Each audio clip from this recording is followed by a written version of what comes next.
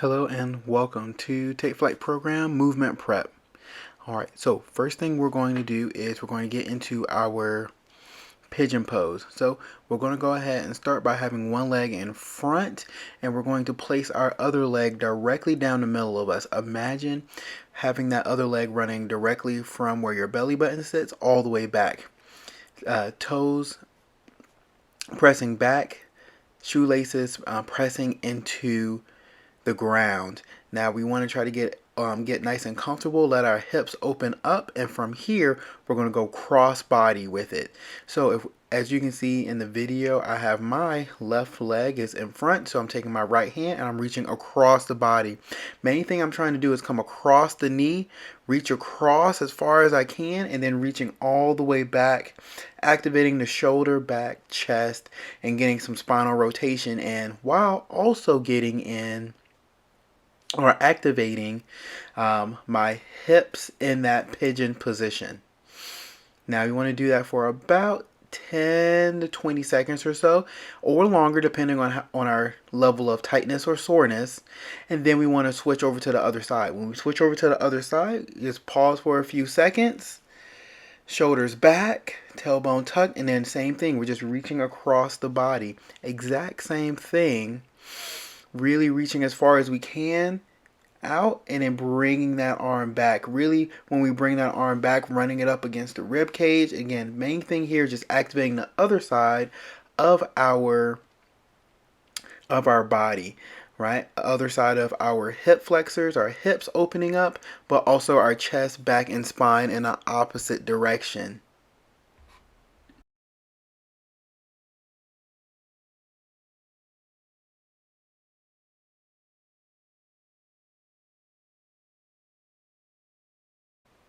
Up next, we want to go into our cat-cow position. So shoulders back against the spine, and we just want to really take our time. We want to feel each and every vertebrae in the spine articulate. When I say articulate, I want you to really feel those hips, each piece of the spine having to go up towards the ceiling and as well as down towards the ground. Take your time.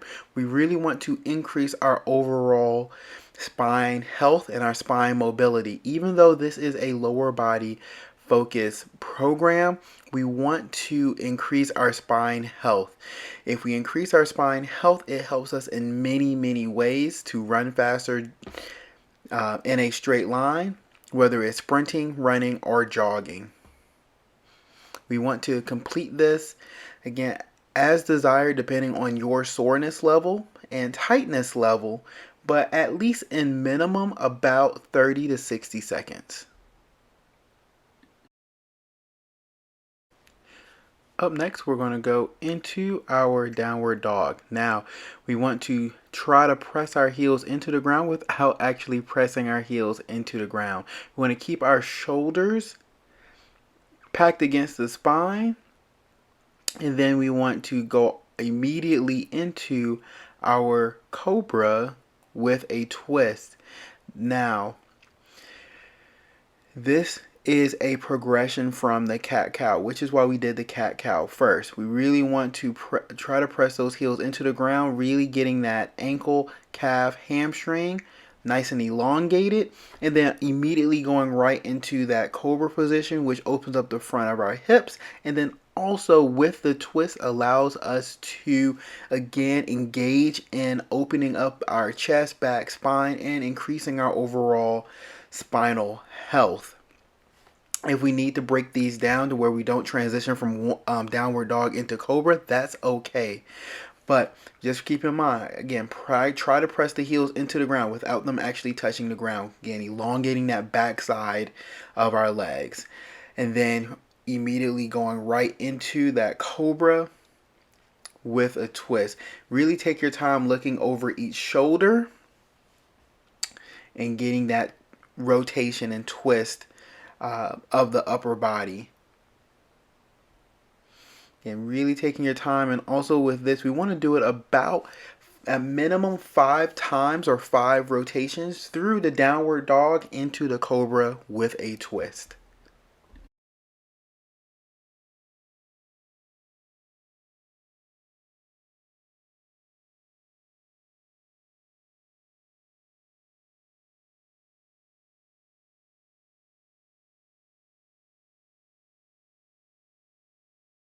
Up next, we're going to go into hip circles in. So tailbone tuck, shoulder blades against the spine. I want wrists directly underneath our shoulders and our knees directly underneath our hips. I want you to imagine with one leg and one leg only, trying to make the biggest circle you possibly can. We want to go for about 8 to 10 circle repetitions while keeping the hips and shoulders as square to the ground as we possibly can before we switch over to the other side and completing about 8 to 10 or more, depending on your level of soreness and tightness, hip circles in. Again, this is part of just the activation process of opening up our hips before we start getting dynamic with the workout that is to come. Again, just about 8 to 10 repetitions or a few more, again, depending on our overall soreness. We want to, after that, work on our hip circles out. Same principle here. We want to keep shoulders packed against the spine, keep the hips tucked underneath, and we want to go about 8 to 10 repetitions per leg, maybe even more depending on our overall soreness. Also, flat back and shoulders relaxed. After about 8 to 10 or more, then we will go ahead and switch sides. In the video, I only show one set. If you need to do more sets, you by all means absolutely can. But again, we're just looking for about 8 to 10 hip circles out per leg.